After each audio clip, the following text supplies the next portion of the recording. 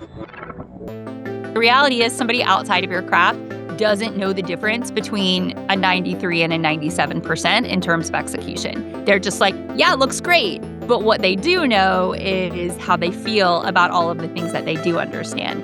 And back to your original question about like experiences driving things, you're no longer just being compared to your direct competitors. The competitive set is now all of the experiences that your clients and your customers have in their entire lives.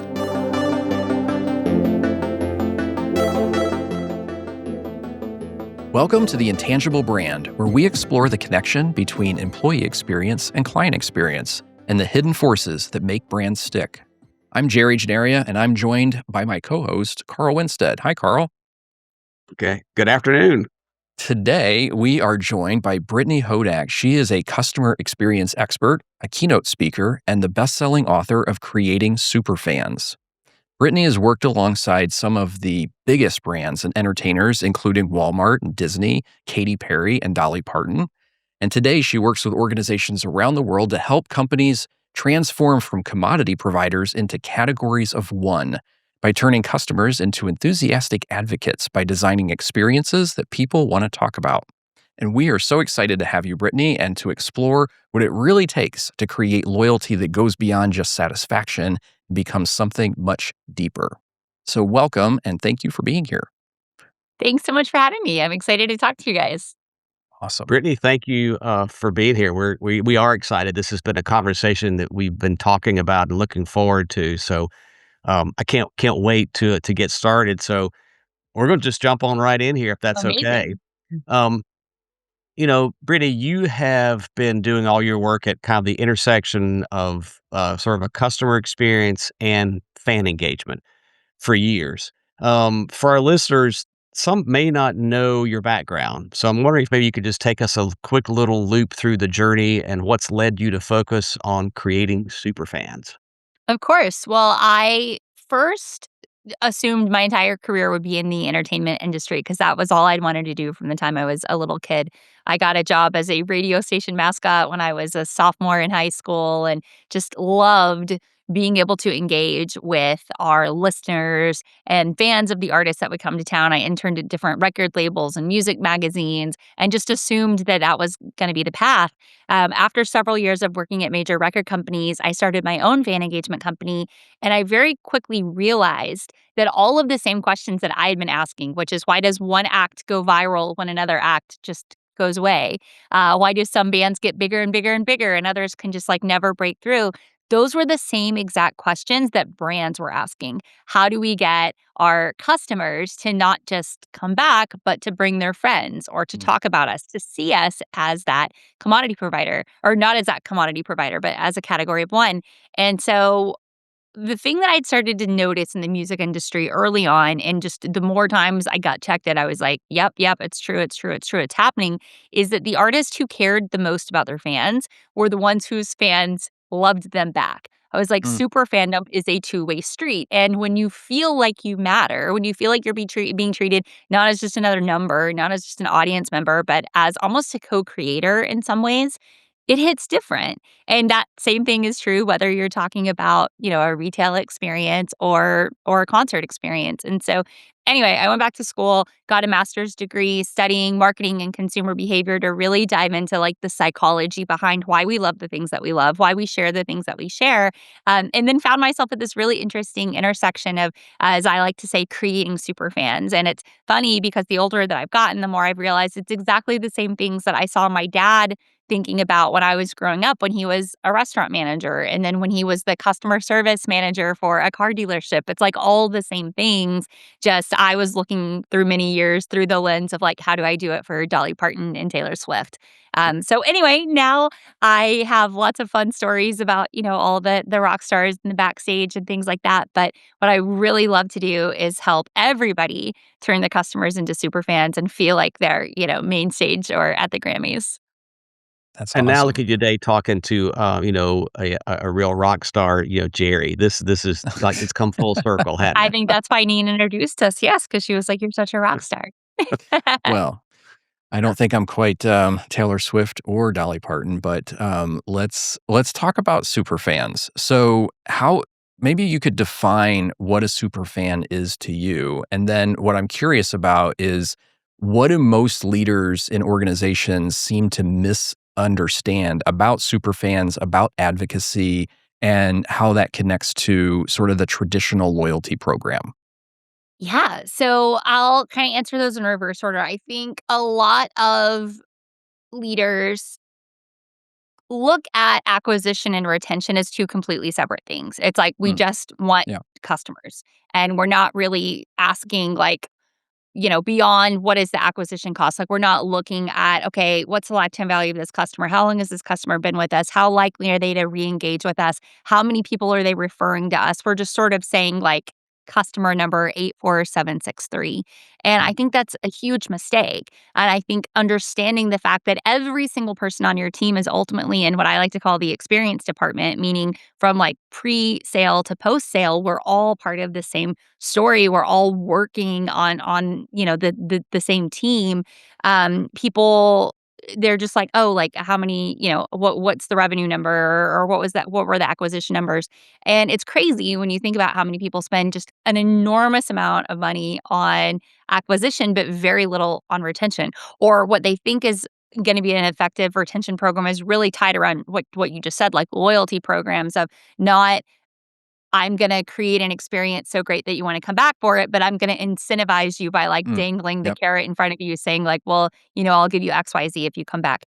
So to answer your original question, I define a super fan as a customer or stakeholder who is so delighted by the experience they have with a brand, product, or service that they become an enthusiastic advocate. And there's a lot of words, so I'll kind of break it down. There's 3 key points of that definition that matter. Number 1, I'm very intentional about saying customer or stakeholder. So these are people who actually have a transactional relationship with you. They've either been your customer or they've worked alongside a customer. And the reason that matters is because when we're looking for a referral or we're doing research, we would all rather get information from somebody who has like actually done the thing Yeah. instead of somebody that's like, oh, I play golf with a guy who does this thing and he seems like a nice guy, so he's probably good at his job. So, Yeah. like, that's the first part is we're talking about, like, actual customers and stakeholders.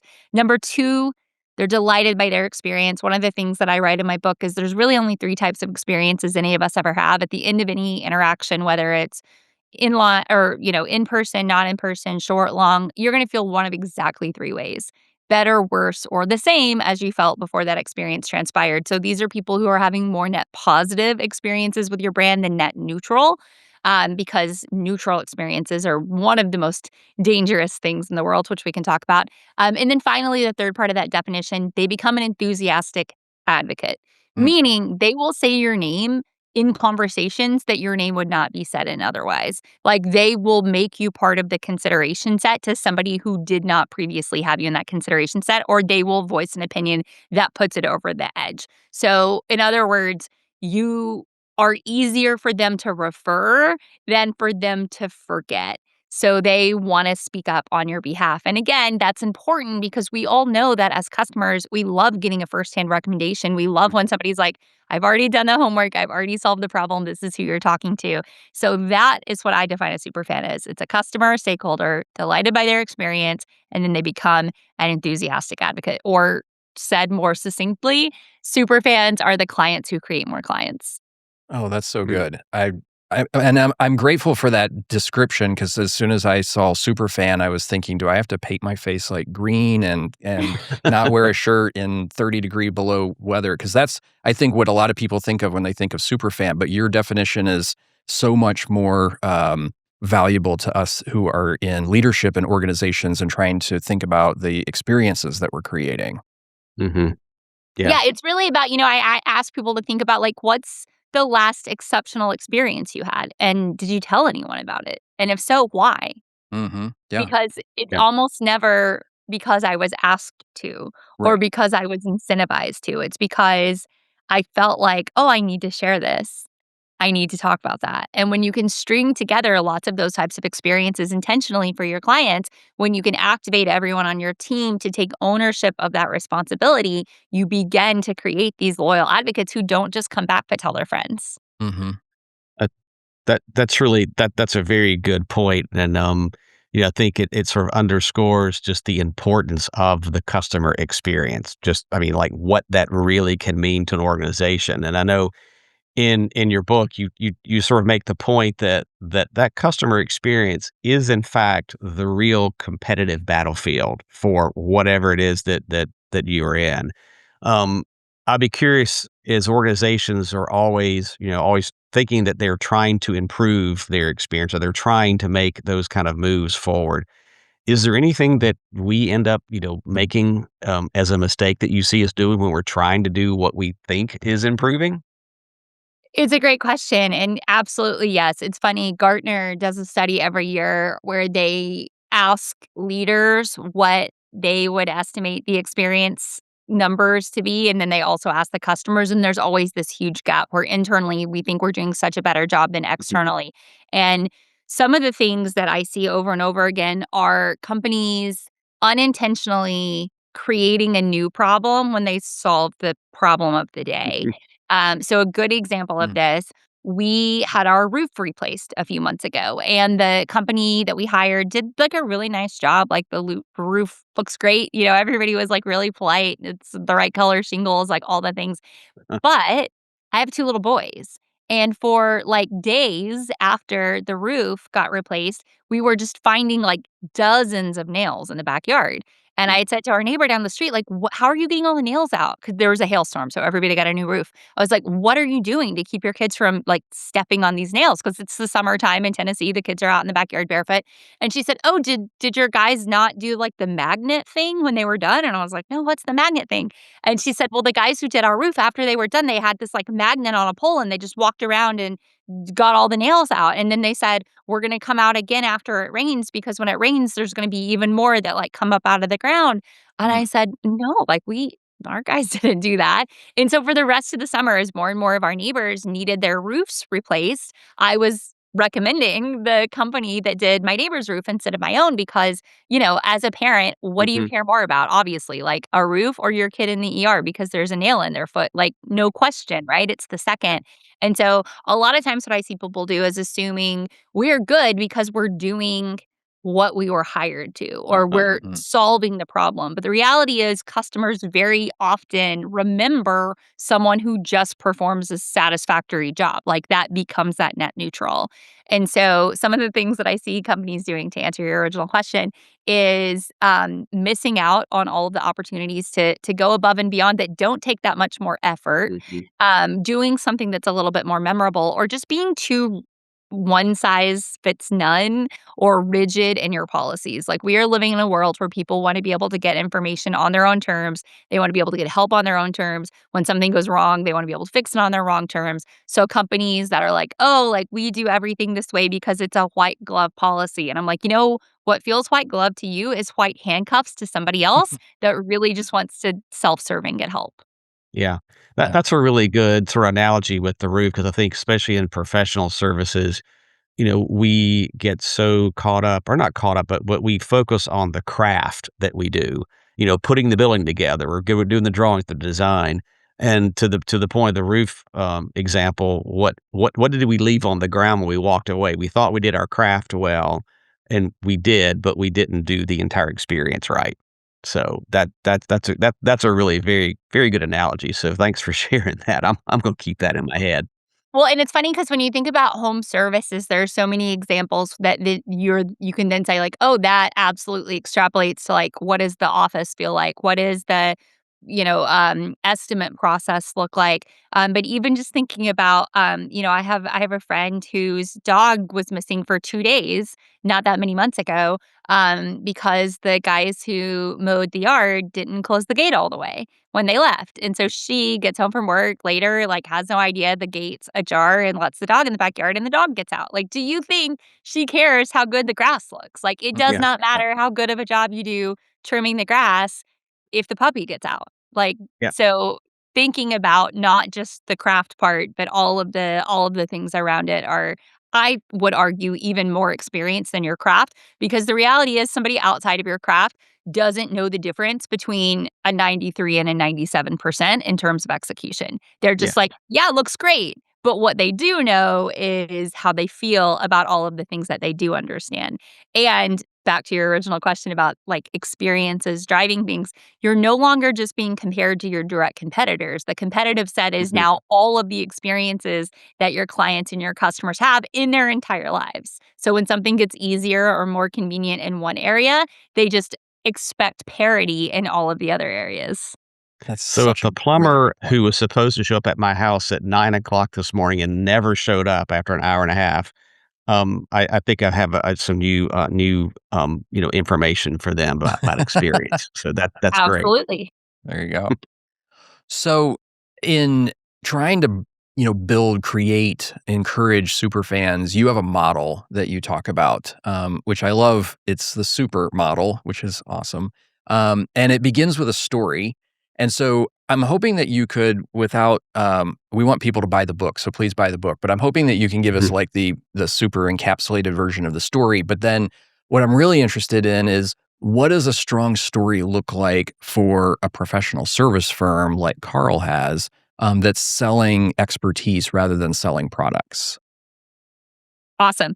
Well, I'll give you this super short version of the super model, but happy to talk about this. So the super is an acronym that I put together on one side just to be simple to remember, right? Like Yep. simple to share with your team, to give a shared language around this idea, but also to point out the things that I know for a fact and I have now observed for 25 years to be the most important things. Because what I see all the time is that systems fail either because they're too complicated, they're too complex, people don't understand them. They're like, "Oh yeah, we did journey mapping," and it's like a 15,000 cell Excel spreadsheet that Right. like nobody's ever looked at. And they're like, "Oh, but if you go to, you know, Page 75. right, like, if you go to, like, column V and row 327, it tells you exactly what to do, like, you just didn't look at V 327, right? It's like it's too Yep. complex, it's too complicated. So the supermodel is simple by design. It is intentionally created to help everyone on your team take ownership of the reality that it is their job to create superfans. We're not just trying to close a sale, we are trying to create a superfan. And the thing that I know to be true about superfans is they are created at the intersection of your story and theirs.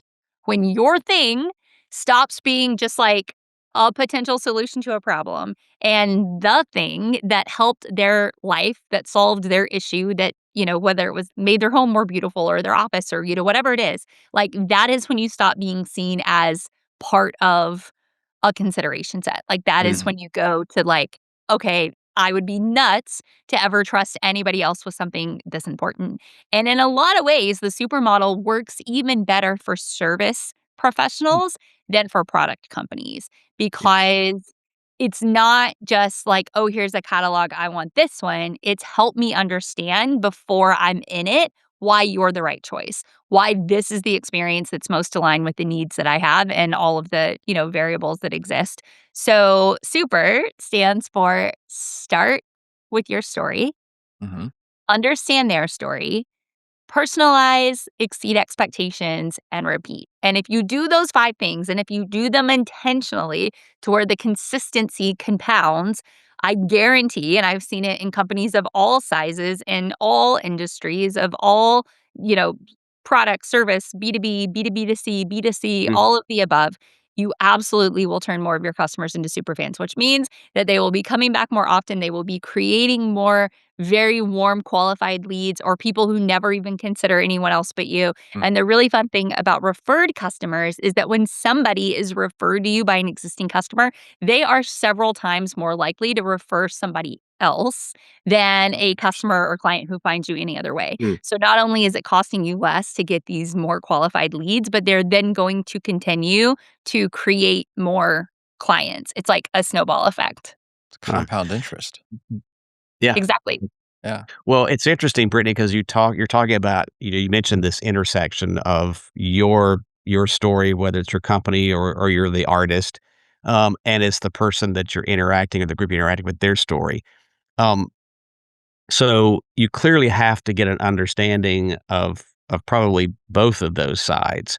But I think from the customer side, I think as leaders, a lot of times we don't really know I don't think we know how to get that information well. I think we're probably really good at like, hey, let's do a survey. Let's have this elevator pitch that we just like throw on people. And that's probably not the best way to understand the customer story. So I'm just wondering if you can help maybe lead us a little bit into what is the best way for us as leaders to get to that understanding of the customer story without giving them a survey.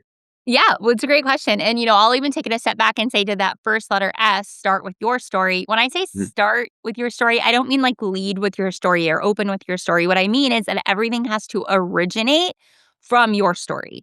Like, mhm, why should I choose you and not somebody else?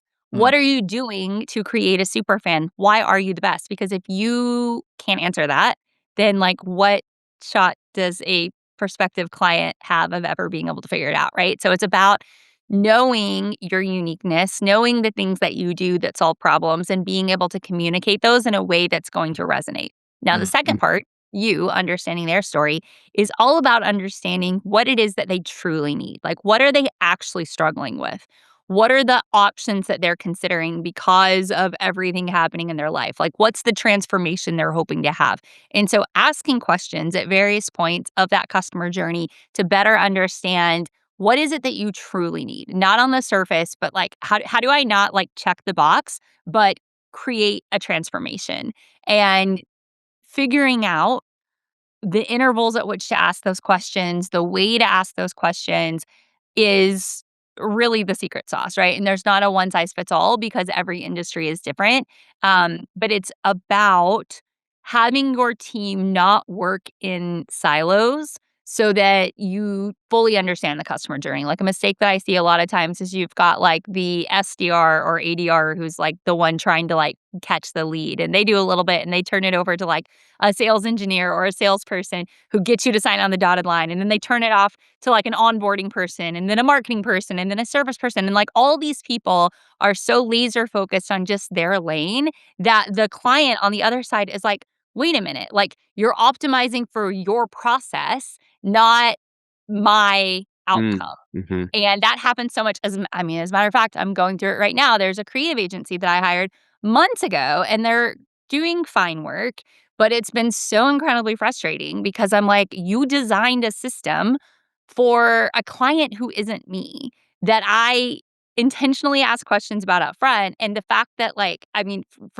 for me, I'm like, I don't need to meet with you for an hour and a half 9 times. Like that is such expensive time for mhm, me to have to give to you when like this absolutely could have been an email. This absolutely could have been a phone call. And I get that that's usually your process, but like then you should have been more upfront when I ask at the onset if you were willing to adjust the way that you work to work with a solopreneur who, is trying already knows what I want. Like, I'm not mhm, trying to, like, start from 0 and say, like, "Figure it out for me." I'm like, "Can you take this idea that I have and elevate it and implement it?"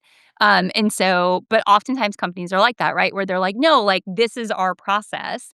And that does not work anymore. Like, that is optimized for a world that does not exist. Like, a pre on if we're being honest, probably like pre-internet world, but certainly pre-AI world, where your customers are able to come in with more of an idea of what it is that they want, what it is that they need, probably in some ways, like, on par with what you do. So if you are an interior designer or you make beautiful bespoke furniture or you do additions to homes, like, you now the reality is you have people that are coming in as a prospect who have already had AI give them, like, 75 renderings. They know what they want or mhm. they know what they think they want before they ever talk to you because they're doing so much research because it's so easy Easy. to Yeah. know that, and so then they show up and they're like, "Well, I don't need you to go through steps 1 through 13 because, like, I'm on step 14 already." And so when you don't take the time to truly understand your customer, when you don't take the time to meet them where they're at and optimize for where they're trying to go, they're gonna get to the point exactly where I am with this creative agency right now, which is like, "Let's just get to the end of the project so that, like, I never have to talk to you people again," which is not when you're talking about, like, five-figure projects that you like, nobody feels good when you walk away and you're like, "It was fine," because we've Right. all had people that trust us ask us, "Hey, what Mhm. did it feel like to work with this company?" Or, "What did it feel like to do business with this person?" And you're like, "It was okay." And everybody on the receiving end of that knows exactly what that means. It What that means meant. keep looking, like, find a different vendor, like, this is not the right one for you. Yeah. Yeah. Well, it's interesting because in our experience in professional service firms, particularly sort of mid-size that have grown over time, and they often didn't start with any real understanding of themselves and their story. They think their story is the work that they do. They think their story is maybe the story of the founder or what have you, and it's very it has no meaning, to the customer. So I think in some cases, it might actually be worth understanding the customer and what their pain is and what the real outcome that they're looking for is, and crafting your story. And I don't mean your story in terms of I'm going to play back what you want to hear because you're the Mhm. customer. I'm talking about actually changing what you do or how you do it because you have developed this insight about what customers actually need and want. So I think those two ideas are really powerful when they work together. And, part of and the reason the R in the supermodel is repeat is because I say you're never done, Right. because the reality is exactly what you said. You're going to learn, and then you need to evolve, because what was good enough last year is not gonna be good enough next year, right? It may already not be good enough this year because our expectations are always rising and our reality is always changing. Like, the world that we live in today is very different than the world we all lived in 2 years ago. I'll never forget, the when my son, who's now a kindergartner, we were putting him in pre-K after COVID, and it was, I don't know, maybe like 2022, 2023, and it was funny because like, when we signed him up, we got a printout of the policies, and it was like, all of these policies were updated, like, September 2019, whatever it was like something in 2019, and at the bottom of the page, it was all, like, "Last updated 2019," and I said to my husband, like, "This is so funny because, like, the world is not the same as it was in 2019, especially when you're talking about, they had all the policies of, like, when you can bring your kid to school and they're sick, and, like, what the visitor policy is and the drop Yeah. off and all the things." And I was like, "Wow, they even if they don't change anything, they should go into the footer of that document and say, like, last updated, 2022, October 2022, whatever." Because as a client, as a customer, you don't ever wanna go to a situation and be like, "Oh, okay, I'm operating under the best information that this partner had 3 years ago or 4 Yeah. years ago." Mhm. Yeah. So one of the things that you were talking about was, that personalization of the experience. In the example that you gave of the creative firm, they're not really personalizing the experience to you, your situation, and your needs. But running a professional service firm, Carl, I don't know if you've experienced the same thing, but sometimes that level of personalization can feel like a lot of work. It can feel like it's really complex and teams are trying Mhm. to deliver, they're busy. So, are there some ways, some things that teams can do that could help create that personalized experience without necessarily feeling like we're at some hero level of effort to, the white glove versus the white handcuffs kind of thing? Absolutely. And, one of my favorite examples of this is I don't know if you'll be able to see it, like the watch face on my Yeah. Apple Watch, which is Snoopy. And it's my very favorite watch face. Anybody with an Apple Watch, if you don't have the Snoopy watch, you're missing out. And what's really cool about it is there's about 150 different animations of Snoopy and Woodstock, and they're cute and they're fun. And just that alone would be very cool, and it's fun to see how Apple sort of engineered around, like, the way the minute hand and the hour hand move and what that means. But the best part about it is that they took the contextual information that the watch already has, and instead of having it be siloed in other places, they integrate it into this watch face. So, for instance, if it's raining outside, it is very likely to be raining on Snoopy and Woodstock. If it's snowing outside, it'll be snowing on Snoopy and Woodstock. If your heart rate is elevated because you're working out, Snoopy is going to be working out. When it's around mealtime, he's doing stuff with his food. At nighttime, it's nighttime and he's maybe like sitting on the top of the doghouse howling at the moon, or walking with his what do they, like, nightcap? Is that what you call it? Mhm. Like the pajamas and the like Yeah. crazy hat. Mhm. It's so cool. And then on holidays, there are certain animations that only exist for that holiday. So we are recording this not that long after Valentine's Day. There were Valentine's Day Yeah. special animations.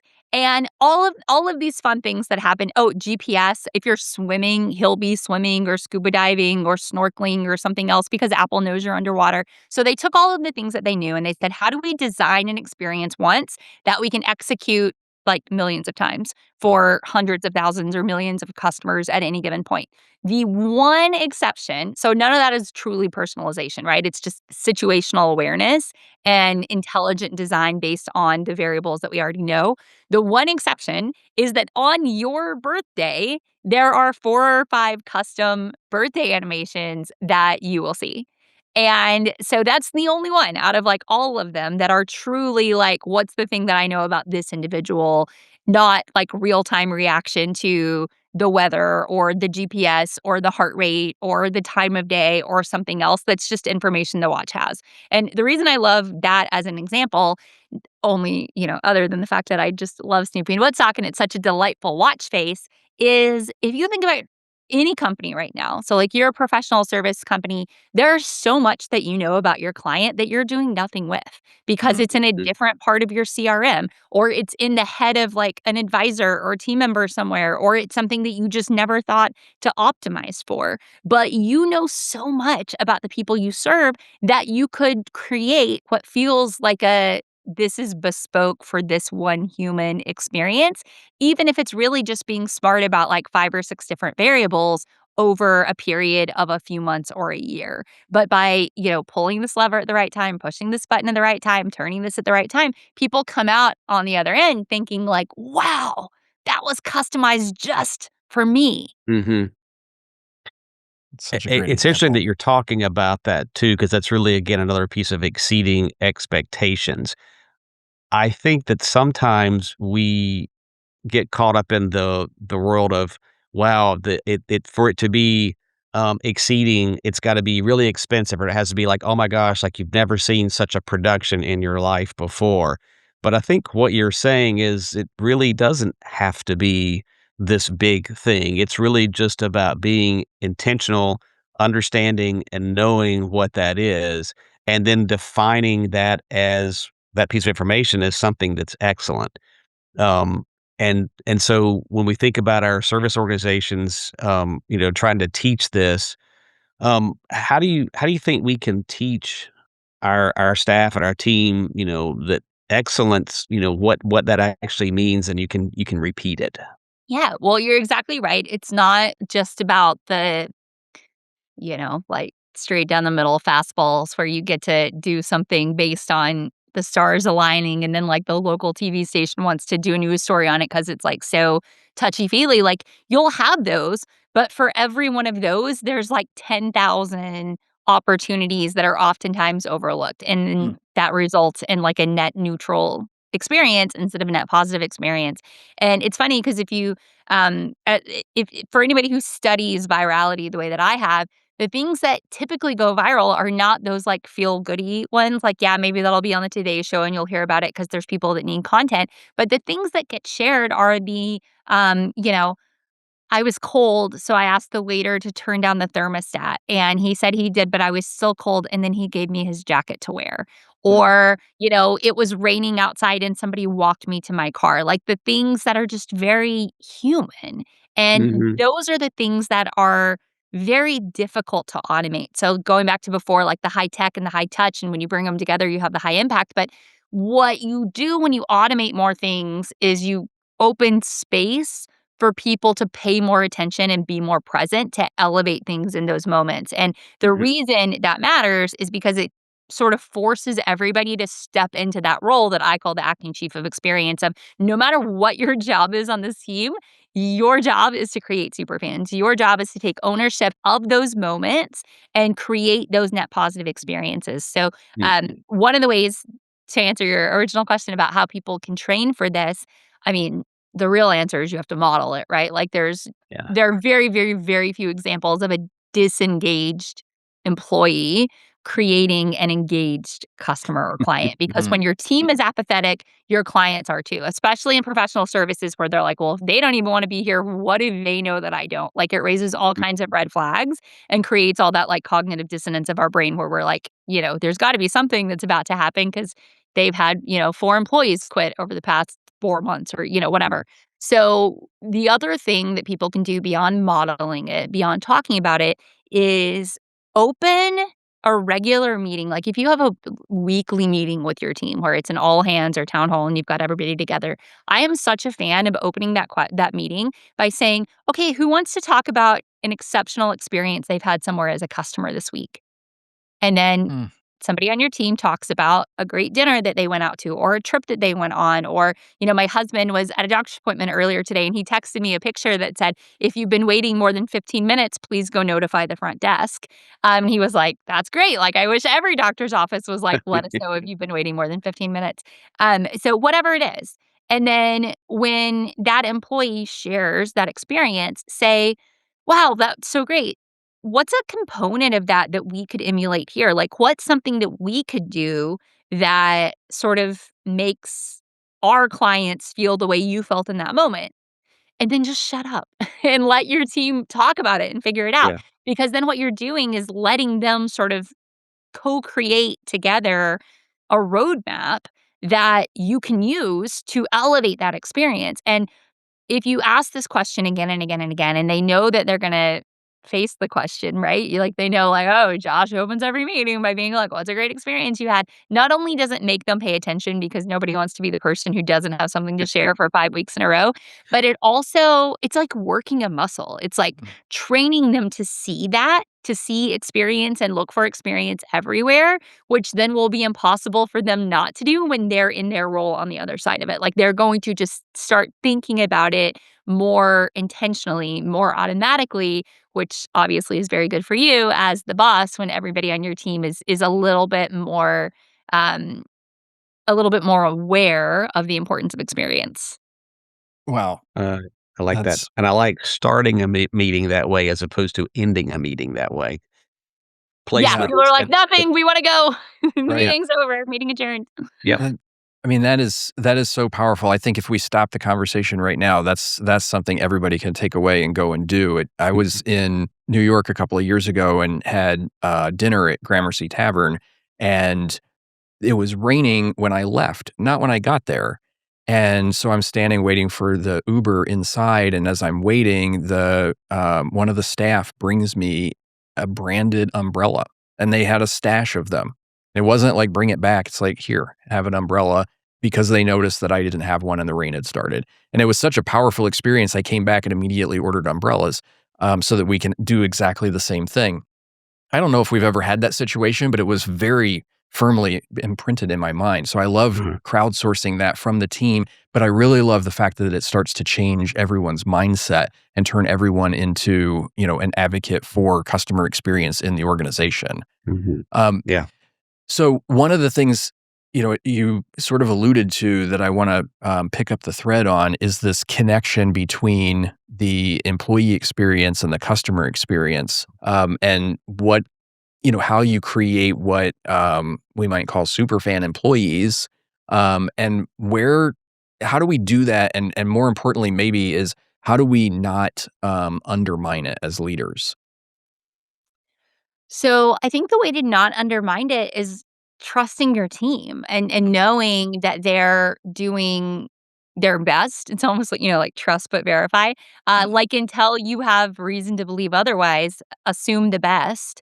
And one of the ways to do that is to have very clear guardrails of the things that it's like, don't even like in the nicest way, don't even bug me, right? Like, don't even Mhm. ask me. Like, if this costs less than X, Yeah. if this takes less than Y amount of time, use your discretion. Do the Mhm. best thing that you can think of in that moment to solve that problem.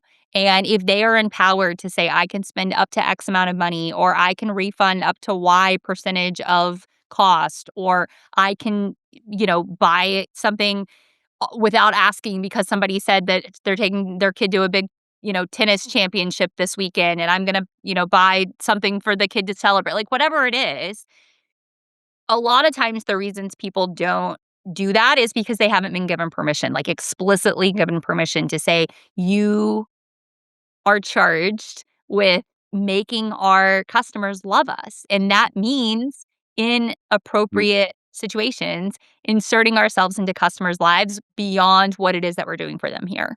And so this is how you do that.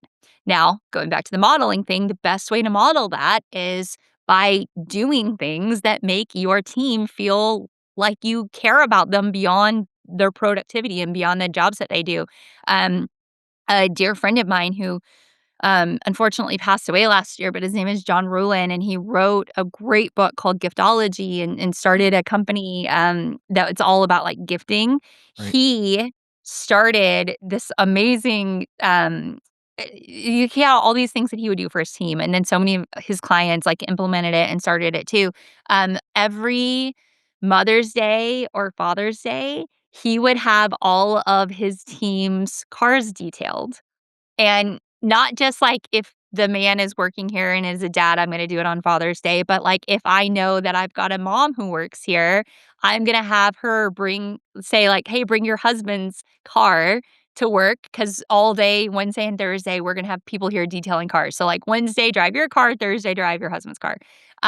Or he routinely would, do dinners, like, if somebody was working late and he knew that there was a family at home waiting, he would send the spouse a DoorDash card, or he would give the employee a DoorDash gift card to say, like, "Make sure you order dinner on your way out so that that extra, like, 45 minutes that we, quote, unquote, stole from your family today that your spouse was doing homework with the kids, like, they don't have to spend that time cooking now."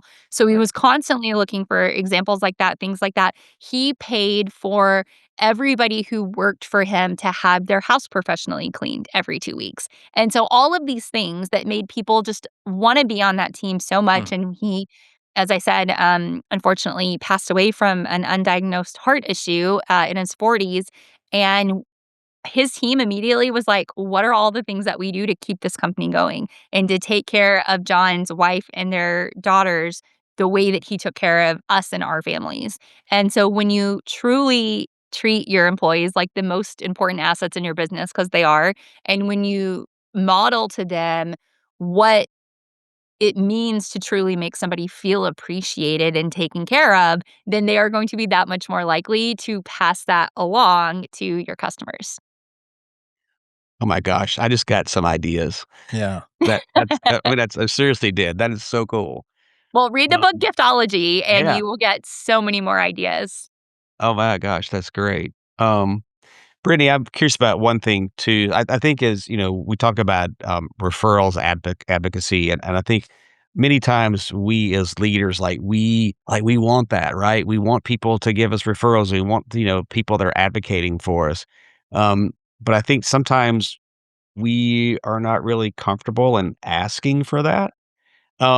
And so I'm just wondering from all of us leaders who want referrals and advocacy, is there really a kind of a more of a sustainable way that we can earn that so it happens naturally and we're not like, hey, Joe, can you give me a testimonial? Like, is there a way we can make that happen? Yeah, there's so many ways that you can make it happen, and, I say this jokingly, but also, like, not jokingly that, there's a difference between being hungry and being thirsty, and, like, customers can feel the difference, right? So, some really good ways to ask for referrals are to just be, like, straight up honest, to say, like, "Hey, one of the things that I love so much about this business is I am in a position to only work with really great people that I love to work with, and it was so great working with you.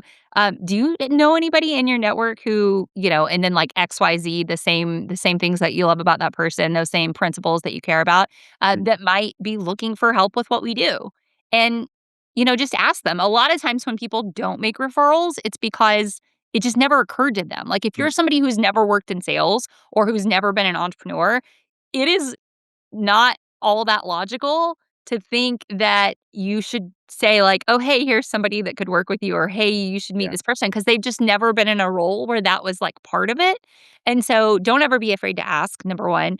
Number 2, one of the best ways in the world and one of the fastest ways in the world to get more referrals is to give more referrals. So whatever professional services vertical you're in, think about all of the professionals that you know that could serve your clients. That's So, mhm. for instance, like, let's say you're, I don't know, in insurance, right? Like, and maybe one of the things that you insure is art, like fancy art. Like, how many great artists do you know that would love for people to know about their gallery openings? Or how many interesting architects do you know that are like doing great work? Like, just think about the people that you know. Again, going back to this idea of like, are you easier to refer or to forget?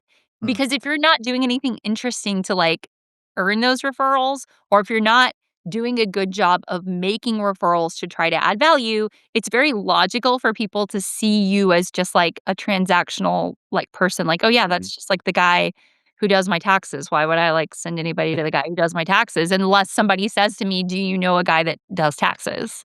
Mhm. Yeah. Yeah. S so, as we kind of bring this to a close, and man, you've left us with so many things to go and think about and to try to implement. But I'm wondering for the folks that are listening, if there's one practical step that they could take tomorrow to really start building super fans of their organization, what would you tell them to go and do?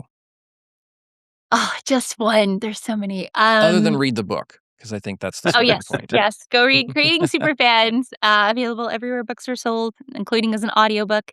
Um, I I would say can I give 2 answers? Can I cheat Yeah, and give please. 2? One is okay. So, number 1 is like secret shop yourself because maybe it's been a while since you Googled yourself in incognito mode, since you looked at your website, since you went through the process of actually trying to like get paid as a, or pay somebody like secret shop or audit to the extent that you can. Even if it's not the whole process, even if it's just like one part of it, just Mhm, see what's one thing that we could do better? What's one neutral thing that we could turn into a positive thing? Or what's one negative thing that we could turn into a neutral or a positive thing? Like, what is something that we could change? So that's one thing that you can do. I'm going to cheat and give the second part of the answer because it goes a little bit back to your question, Carl, about referrals. Mhm. Get on the phone. And notice I said, like, get on the phone. You can do it in person too, but not like a text or an email. But get with somebody where you can just have an honest conversation about them and be like, hey, like, if you were gonna tell a friend about us, what would you say? Like, what do you mhm, feel like we do a great job with? What do you feel like we could do a better job with? And just ask them because especially in professional services, Mhm. people wanna give their feedback. They wanna know it's not on the clock. Like, they wanna know they're not paying you for that time if you're, Right, a right. professional who charges by the hour, but people will tell you, and that opens it does a few things. It helps you, maybe improve some processes. It helps you maybe see some things through a slightly different lens, but then it also opens a door for you to ask for those referrals or to talk about, what it would look like to get a testimonial or have something Mhm. that you could share out. So that's my cheating in 2. I'm gonna say number 1, do like a secret shopper or audit of all of the different phases of working with you, finding you and then working with you. And then number 2 is, interview your favorite client and see what you can learn and see how you can turn that into more clients like that favorite client. that's so great. This has been a master class, and Brittany, we really appreciate you being with us today. Carl has a favorite question, so as we bring this home, Carl, it's all you. Okay. Well, so this is the final question that we sort of ask everybody.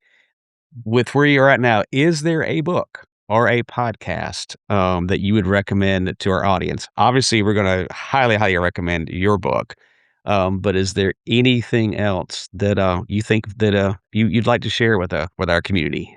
Okay, there's so many great books and podcasts that instead of choosing like a friend or something that's in the space that I talk to, I am going to throw a curveball and I'm going to say my favorite podcast, which has nothing to do with business or sales or marketing or professional services, is called Everything Everywhere Daily. And Mm, it's by a guy named Gary Arndt. And there's over 2,000 episodes. And wow. why I love it is every day Gary puts out a new 15-minute episode where he gives you like the most fascinating history and cliffs notes of something that you like never knew you would have cared about. So it Huh. could be something about baseball, about world history, about science, about space travel, so many interesting things, and I usually listen to it, when I'm putting my 8-year-old to bed. It's his favorite podcast too, but it's so cool because I always learn something new, and it makes you have so many cool things to talk about and gives you opportunities to reach out to somebody. So, like, if you know somebody on your team loves soccer or loves old movies or loves, geography, like whatever it is, like you will learn the coolest things that give you excuses to reach back out to past clients, to reignite conversations from a while ago, and to be like super interesting in conversations with new people. So, Everything Everywhere Daily, it is my very favorite podcast, and everyone should check it out. That's Awesome. awesome. Love it. Well, Brittany, where can our listeners find you online or learn more about you and your work? Well, I like to say I won the SEO lottery when I married my husband because my maiden name was Jones. As Brittany Hodak, there's much less competition. I am pretty much at Brittany Hodak on every social media site. And you can find everything about all of the things that I've talked about and more, including my keynote speaking at BrittanyHodak.com. Awesome. Brittany, thank you so much for being with us. We really appreciate it. Yep. And I think that that wraps up another episode of the Intangible Brand. If you found value like we did in today's conversation, we're hoping that you'll take a moment to follow or subscribe on your favorite podcast platform. As always, your support really helps us to think about who to bring on the show and make sure that this is valuable for all of you. And for those of you that happen to be watching this on YouTube, please remember to like the video and subscribe to the channel. It's a way to help others discover this show and join our community. And we'd love to hear your thoughts on today's episode. So please leave a review or share your feedback or questions with us. You can reach us at hello@theintangible.brand.com. Tell us what you like or what you'd like to hear next. And you can also connect with us on LinkedIn or visit the website at theintangiblebrand.com. We try to put more resources and information about the show so in those locations as well. So thank you for joining us on The Intangible Brand. And remember, the strongest brands are built on the experiences they create, both for their clients and for their teams.